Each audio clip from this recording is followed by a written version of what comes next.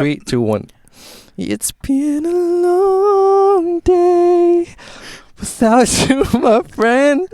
And I'll tell you. No, man. Eid Mubarak on my G's. Welcome to Eid. Eid Mubarak, everyone. Hey yo, you know it's Mubarak. Bro, Mubarak, of course. Mubarak. Mubarak is a... Yeah, what? that's a word in our vocabulary. To be honest, I didn't even know it was Mubarak. Like where I go from at least, because I'm from Singapore and like I'm Malay. Did you say Happy Eid? We say it in Malay, so Selamat Hari Raya. So Selamat Hari Raya is like happy celebration day. Hari Raya literally means celebration day, which is so funny to hear, right? Because like then you just call your celebration day. Yeah. You know? Yeah. It's kind of weird. Selamat Hari Raya, everybody. Eid Mubarak on my G's. Mubarak. Why did the accent suddenly became Mubarak? I don't know. I was feeling it, bro. Today it is Friday, 5th of April. We are recording this episode for next Wednesday for Eid. Yes. And it is very hot today for some reason. When I say very hot, in the car it's very hot. But if you're outside, it's not too bad. Yeah, if you're in the shade, it's not too bad. Yeah. Take a step out on the fucking sun and your fucking skin's burning alive. Yeah, exactly. I'm sweating in this baju kurang right now. So let's start from there, right? So happy Eid, everyone. Happy Selamat Hari Raya. Eid Mubarak. How do you say it in Indian? I don't know. Eid Mubarak. Is it actually? Yeah. In Indian, like Hindi. I thought that was Arabic. Or is that Indian? No, it's like Urdu. Urdu. Oh. Yeah, I think. I have no quote idea. me on that. Yeah. But that's what we say. We say Eid Mubarak. Oh shit. Eid Mubarak because Mubarak means like congratulations, like like that, right? So. Yeah. Oh shit! I didn't even know that. Yeah. Interesting. Mubarak. It might be an Arabic word, might be an Urdu word, might be a Hindi word. I don't know. That's what I say. Maybe like the what do you call it? The Diwali Mubarak. Everyone says Mubarak. Yeah, it means like celebration. Yeah, it means celebration. Yeah. I don't know. What is the? I don't know, but I don't know what language that is. Do you use Mubarak in your Hindi?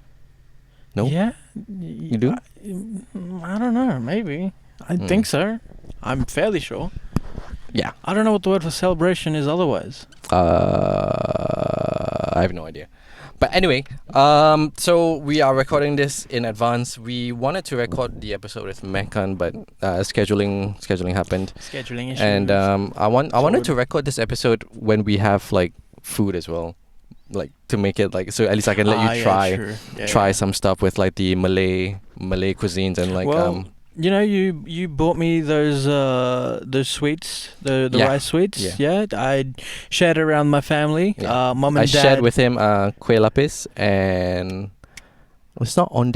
What is it called? I forgot what the other one was called. Oh shit! My mom's gonna kill me. Which one is kueh lapis? Kueh lapis is the rice one or the jelly one? The rice one. The rice one. And then the other one, which is the mochi one. Yeah. It's like full like. Yeah. Onde, I think. It should be. The kueh lapis has the rice underneath and then the jelly on top, right? Yeah. And then the other one was just full jelly. Yeah. I really liked it. My mum and dad really liked it. My sisters did not like it. But I said this to you. I was like, it's definitely you said this. It was definitely like an older peeps kind of thing. Like as you grow older, you start to like. Yeah, that's like the type. It's like an acquired taste kind of thing. Yeah, exactly like a date. You know, we eat fuck dates, bro. What's wrong with dates? I'm sorry. Please don't take offense to that. My dad loves dates. I don't. It's a 19-year-old thing, guys. Like once you hit 20, I feel like you need to reach 20 and then you start liking dates. I don't know why. Like I remember growing up hating dates and whenever we were fasting during Ramadan and then like your parents would be telling you like eat the date before you break your fast. And it makes sense. Like eat something small before you eat something big. But you can obviously replace it with fruits or whatever you want. But I remember them like forcing me to eat the date. And I'm like, this tastes like shit. I was never forced to eat dates. My dad just brought them home and was like, Uday, you have to try this. And I'm like, all right. It looks kind of weird, but sure. Yeah. It looks like brain. Bro, it was just like, I feel like the taste is just so... It's like so aggressively sweet, you know? It tastes exactly like honey. That's what it tastes like. But it's like it's like mushy and like it's the texture. The texture, right? Yeah. You definitely have to grow older. Once you grow older, then you're like, okay, I see why people like this. Yeah. You start to like those kind of things. But we wanted to like share the differences in like culture in terms of like how we experience Eid. And what my experience with Eid is like in Australia right now. Right. It's definitely been changing with the people that I work with. Like especially this year that I'm working in retail. Oh no. Yeah. Yeah. Thank you, sir. See that kind of experience that I get. Like if 2 years ago, that guy would probably be like, "Get out of my country." No, he had a bit of an aggressive look on his face, but I guess I was just, we'll just a lock bit the old. door. Nah, it's fine. Lock the door, guys. Lock the doors, right? No, he was a sweet old man. He was a sweet old guy. Old mate came out to say hi. Yeah. So I was talking about like the differences with Eid, that the experiences that I get over here. So now that I've been working at where I've been working for like a year plus, everybody's been a lot more. What's the word I'm looking for? Hospitable to me. And like everyone's asking like, oh, are you okay? Like, do you need a break at this time? Do you want to break your fast at this time? So it's been really, really interesting to see where it's been, because like even last year when I was working, no one really knew what was going on. Yeah. The thing that surprised me most was the security guard at the place. He just came up to me and like, oh, you're fasting? Are you doing Ramadan right now?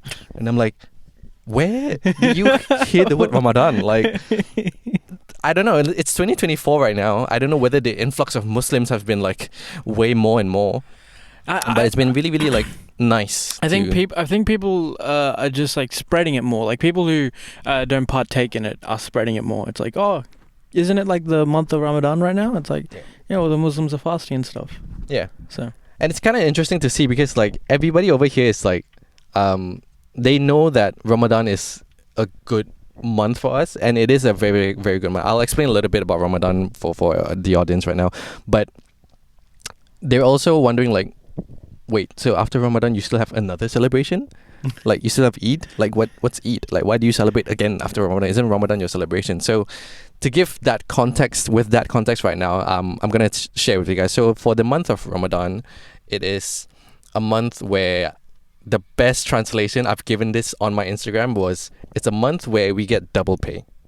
The whole month you're going to get double pay for your prayers.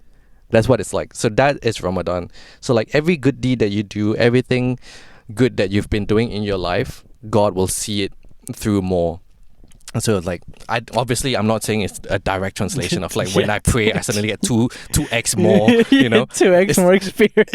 yeah, double right. It's not like a direct thing, but spiritually that's what the meaning of Ramadan is. All right. So the whole month to us is like very special, and it's a celebration of our spiritual needs. And we're also fasting from dusk to dawn, right? Dusk to dawn. It's also not just a physical aspect of our lives where you don't eat and don't drink. Obviously, it's to understand how people out there who don't have enough like food and drinks, understand how they're living, understand the poor and the needy. That's one aspect of it, the physical aspect of it. But there's something about fasting that really affects your mental health, which then affects your spiritual health, which in almost every religion has a form of fasting in their religion. Yeah. So it's really, really interesting to see everyone being like adaptable and hospitable to us right now, because right now where I'm working is like usually people don't really care, but now people are like, if you need a break, like just let us know. And I would say it is a celebration in a sense. Yeah. But after a whole month of that, then we have the month of Shawwal. The month of Shawwal is where we have our Eid. In Malay we call it Hari Raya. And we usually celebrate for like, I would say, the week, and then for the rest of the month you can still like visit houses and like have treats and all these kind of things. The day after Ramadan finishes, that's where you have your Eid. That's where like you see everyone's like wearing this outfit. I don't know if they wear your outfit. My outfit. Should I give context to my outfit? We'll get there. He's not wearing a guy outfit, so like after Ramadan is finished, then you have your Eid. Then everyone's doing their food and everything, and you just visit family, and usually you celebrate for the whole month. And like, because we usually for like Malay families, we are very close and like we visit everyone. I'm sure you can relate as an Indian. Like you visit every single family. So it takes a month, right? It takes a month to visit the whole family.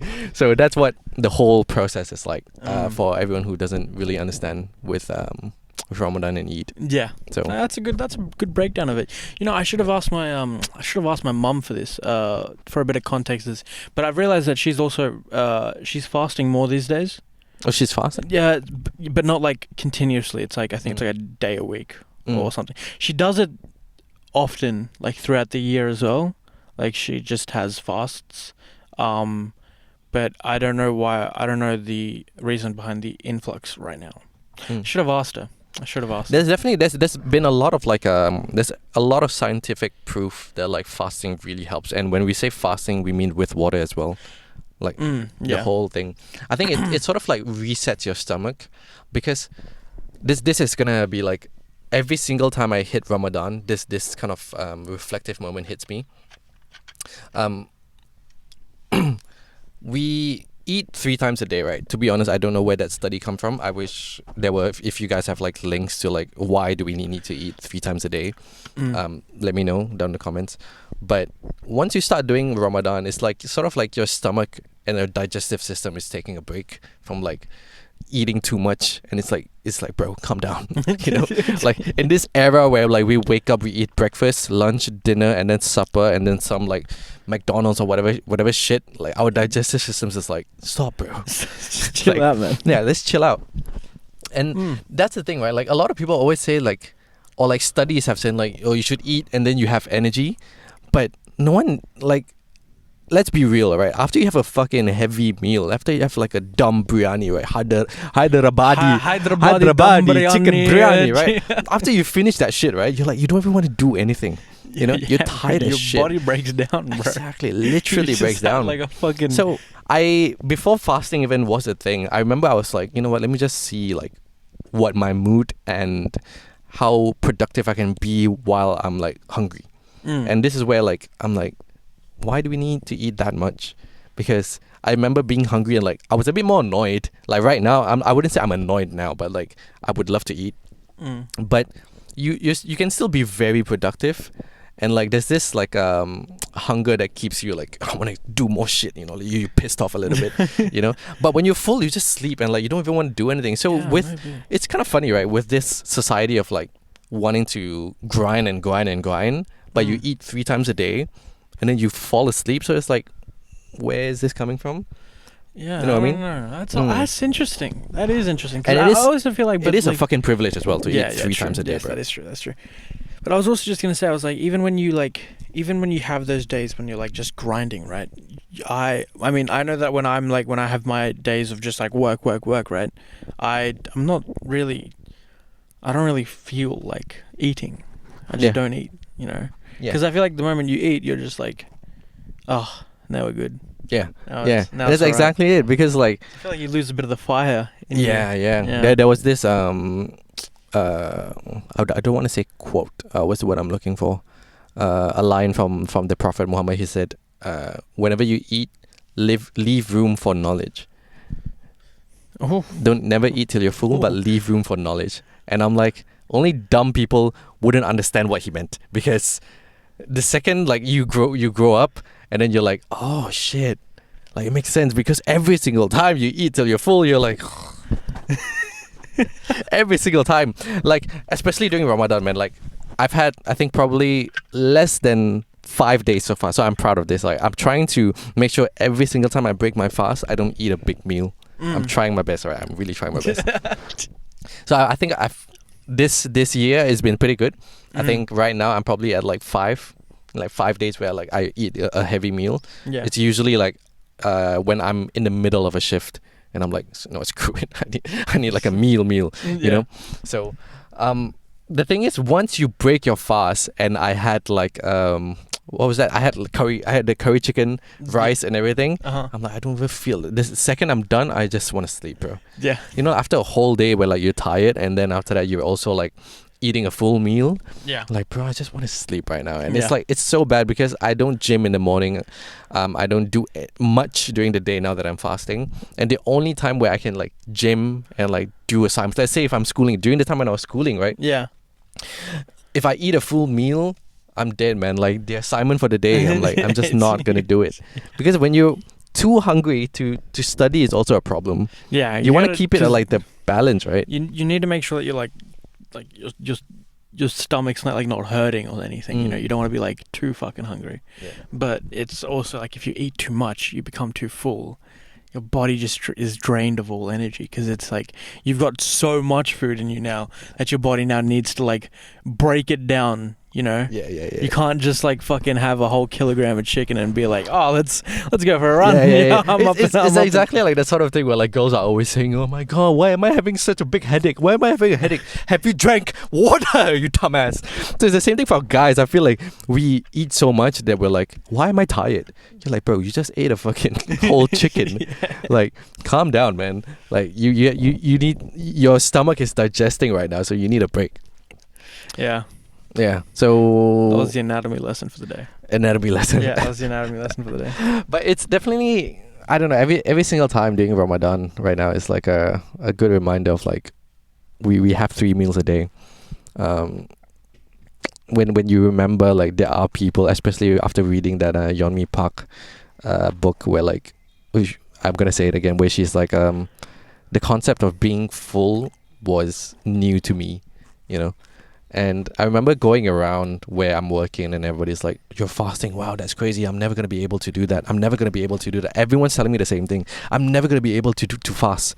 And isn't it kind of funny where like, to say that you're never going to be able to fast is to say that you're extremely privileged. You know what I mean?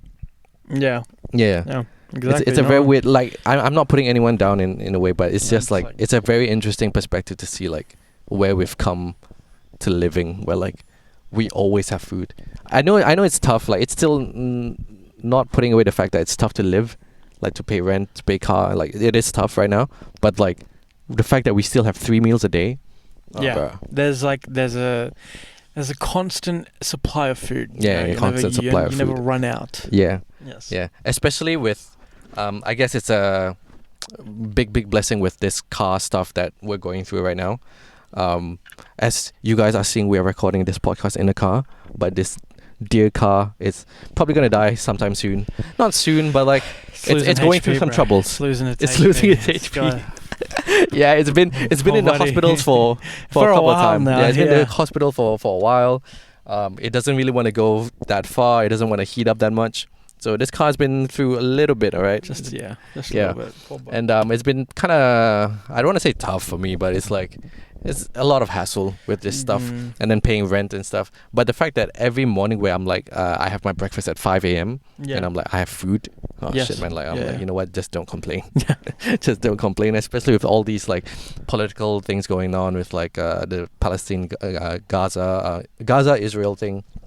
I'm like, bro, the fact that I have food in my fridge and like I can make dinner, I can think about what I want to have for dinner and I have options. I'm like, bro, like just don't complain, like just focus on finding that job. And you're like really in tune with like your spiritual side right now. And I think that's like, what Ramadan does. You know, I guess if like you're always full, you're like, you can never know what blessing you have. You can only know the blessings you have until you lose it, right? Yeah, not wrong. I think you're going through the same thing. I don't want to say lost your job. You got laid off of your job, and then you also paid your parents basically for a new car, and then now you're essentially broke. Then now that you've lost these things, what are some things that you're like, oh shit, this was a huge blessing? Fuck man, just like being able to like go out without the worry of like budgeting or like knowing where your money is going, not worrying about that. Now it's like, now because it's like expenses are more tight, right? I have to like be like, okay, so this much is allocated to like public transport, this much is allocated to like an emergency fund, you know, or something like that, something that like like in fucking Uber or a fucking taxi or some shit like that, right? But yeah, man, it's just like before it was like you could go out and there was like no worry about what you had to do. Like, oh yeah, I might see like a fucking, I don't know, fucking might walk into the pancake parlor and buy like fucking 3 pancakes. And now it's like, nope. Nope. Nope. I Even just recently, like we were supposed to meet on Wednesday, and then the car was in the mechanic in the shop, and then you were like, I asked him to come over to still like plan some stuff and record, and then he's like, nah, but if we're not really gonna do anything, then it's no point of me spending like $5-10 on public transport. Okay, okay, hold on. You said that to come over to test the cameras. Yeah, to test the new cameras. Yes. And then if we don't have time, like at least you can just like do your assignments at my place. Yeah. And like fair game to you, like to be honest, like you should have what you said was like it's not really worth it to spend like $10 on public transport to just like do your assignments or whatever it is, right? And like I really appreciate you saying that, because it's like it's reminding me like, okay, you are at this moment in your life where you're like, bro, it's not worth it. It fucking sucks, bro. Yeah, it fucking sucks. It's like annoying when as you shit. don't exactly, bro. Like especially for local students, when you see other international students, like where it's like at least for international students who are like paying rent, paying car or whatever it is, it's like at least now you understand how it feels like a little bit. Definitely. Like obviously I can't like, you know, in no way are we like complaining, but it's just like there's not a lot of leeway for us to like just have fun. Does that make sense? Yeah. You like I mean I have like my house, right? My parents, and I don't have to cook meals for myself. So I know that like in that regard I could not imagine like what you have to like fucking but it's basically deal adulting, you know. It is. Like, it's adulting. At the end of the day, it is just independence, right? That's just what it is. So you're gonna go through that. I mean, obviously, you know, at one point, I'm gonna have to go through and feel what that's all like. But for now, I'm blessed. I'm chilling. You know, I live with my parents. I'm cool. Yeah, exactly. But to that point, like fucking Melbourne with their prices, right? It's ridiculous, bro. The fact that the issue wasn't necessarily that my place is far. My place and his place isn't that far away, bro. It's the fact that you coming over to my place by public transport would be about $10. Yeah, it's about $10. That's ridiculous, bro. Singaporeans, if you guys want translation, it'll be like from Tampines going to Bedok. Okay, that's like five stops, right? 5 stops in Singapore. The bus would be about I think $1 or less, 50 cents maybe. Train, same thing. Yeah, no, that's crazy. I actually to put this into a little bit of perspective as well. I am not on concession at the moment. I'm on full fare for adult because I don't have my my student ID hasn't come in yet. Yeah. So I can't use a concession card because without my student ID. But it still doesn't matter because like if we're talking about being an adult, right? Like once you're an adult. Yeah, so like the full fare to like for Mikey, right, is either the bus costs. Right now, 3 to 5. Almost $5. Yeah, and then the train on top of that also costs almost $5. Yeah. So it's like, what? Right. And especially for bus, man. The bus drivers here are mad, bro. They are mad. Like I just took the bus like a few days ago. Bro, they're going like speed bumps don't exist, man. They just go woo. Like you can, if you sit at the back, like the most back seat, like you can literally just fly over, bro. Probably, I've hit my head on the roof. On the thing before. I've hit my head on the it's actually mad. And then we were looking at the big thing with Melbourne is trams, right? The thing is, if you're living in a city or like near a city like Fitzroy, that if you're area, in like the CBD area, if you're like in the square, then I don't think. There's free tram, but there's like free trams. then those are the people who would pay for the tram, and like that's not too bad still. But once you live like in the suburbs and outer suburbs, it's like you barely take the trams, bro. Like you barely take the trams, and like to me, spending $5 on each ride, it's like what are we doing here? You know, like when you compare the price of me taking an Uber from my place to work, it's like $10. You can go as low as $10, but the ride from my place to work is one bus going through that crazy bus ride, and then once you miss that one bus, you're done. So if you miss the bus, then you're done, right? Yep. And then one bus ride is $5. Like, what's the point? Like, might as well just take an Uber. You have the convenience of having the car come to you, right? Yeah, exactly. And if you miss the bus, the best way is to take the train and then take another bus nearer to the workplace. Yeah. And that's already $10. Yeah. That's the price of an Uber. So like, I don't know. With transport in Melbourne, it's kind of like it's weird. It is like I feel like the transport for Melbourne is either there are times where it's like really, really fucking good. Right, it like gets you exactly where you need to be, or there's no way to get where you want to go. Yeah, like there's no diagonal fucking manner of transport in like the southeast Melbourne. It all goes to the city, yes, but there's nothing that goes from like southwest to northeast. Yeah, it only goes to like hotspots. So luckily for where we worked at, it's like, oh no, it overheated. Sum it up, transport in Melbourne, extremely expensive. I have to remind you of this one story I remember. I was, when my car was in the mechanic. Oh, wait to see how people complain about this, by the way. Yeah, definitely. It's going to be fun. Yeah, so I was at the mechanic again, and then I had to take the bus to work. Yep. So it was a very hot day. It was like 33 degrees. Yep. 33 degrees. And I had a bus at I think like 1:19, so you have to come at like 1:19, right? Mm-hmm. If you miss it, you're dead, right? So I'm like sort of running through and like making sure I'm gonna be on time, and I reached the place exactly on the dot 1:19, right? Yep. 1:19, bus goes away. Bus, woo! And I can see, you know, and Melbourne has like a small like showing the bus times, right? The wait times.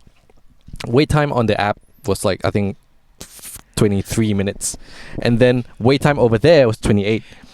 And then this guy who's working there, right? Yes. Like, you know, they'll sometimes when it's too busy around the area, then they'll be whoever is like asking, telling you go this way or go this way. Yep. And I'm looking at the time like, oh my god, it's like 28 minutes. Fuck that, I'm gonna take an Uber. So I was about to get my Uber, right? And this guy came up to me. Can you see? 28 minutes. You have to wait for 28 minutes. I'm like, bro, I can see it, you dumb fuck. Like, obviously I know it's 28 minutes. What's your problem, bro? Like, get out of my way.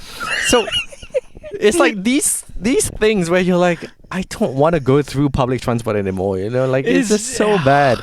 Even if you were to get into that bus, right, it's going to be extremely crowded, and then people are going to be like, like the whole ride is going to be like bumpy as shit. Like suspension, zero suspension on that shit. And like there are some bus drivers that I call the Toretto drivers. Toyota drivers. No, Toretto drivers. Like Dom Toretto from Fast and Furious. I haven't watched Fast and Furious. You haven't watched Fast and Furious? Bro, I don't watch that shit. Bro, I should watch it now that I've owned the car. Dom Toretto, Fast and Furious movies are the perfect bad good movies. Yeah, you gotta watch it. Just so much fun. Anyways, Dom Toretto is like one of the main protagonists for Fast and Furious, played by Vin Diesel. He's the family guy, right? Yeah. Anything for family. Like that. It's been a long day. Stop you, my friend. Stop. Do it to the camera, bro. Look at the camera like how what's his name? Paul Walker. Okay, ready? You know when he looked at Vin Diesel when they were about to part? The CGI thing for when after he died. Yeah. Remember that part? Right? We have the perfect lighting. Okay, maybe we make it slightly brighter, right? Like that. This is this bad? No. Right? Ready? It's been a long day. No, you can't look at the screen. Look at the lens. Wait. Look at the lens. Look at the lens, alright? This is us going through Ramadan, where it's gonna be Eid already, right? It's gonna be Eid already, so we're like, we're sad. We need, as much as we get to celebrate and eat during the day, but our blessings, our blessings of Allah. How is this related to this scene in Okay, ready? 3, commit. Okay, fine. Ready? 3, 2, 1. It's been a long day without you, my friend, and I'll tell you. No, man.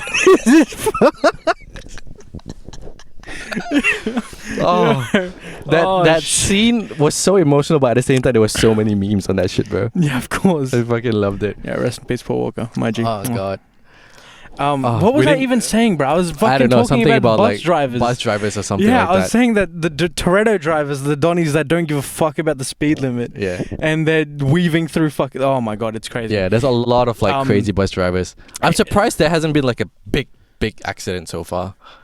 I haven't heard of, like, a big... Yeah, but no, that's the thing. They're really, like... They're actually, like... They're really skilled at what they do. Yeah. They're skilled, but they're insanely fast. Yeah, exactly. Yeah. We wanted to talk to you guys about, like, some road trip experiences that we had, but I think we've reached the limit for the episode. Should I finish it off with the explanation of my outfit?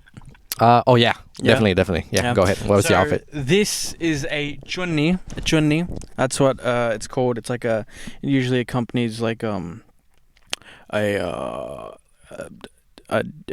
Indian dress, I think, dress or something. Fuck, man, I'm really not educated. Anyways, this is my mum's. We should invite your mum to the podcast one day. Probably. Yeah, sure. We'll get both our mums on. Get it next time your parents are in town. Okay. Just get both our mums on. Okay. Yeah. Deal? You said it, right? Because your mom is here right now. Like, I'm actually going to ask her, right? No, don't do this to me. Okay.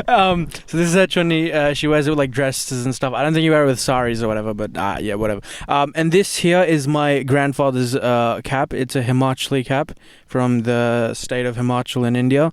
Native to, I believe, this is a part of the culture. This is what they wear there. It's my grandfather's.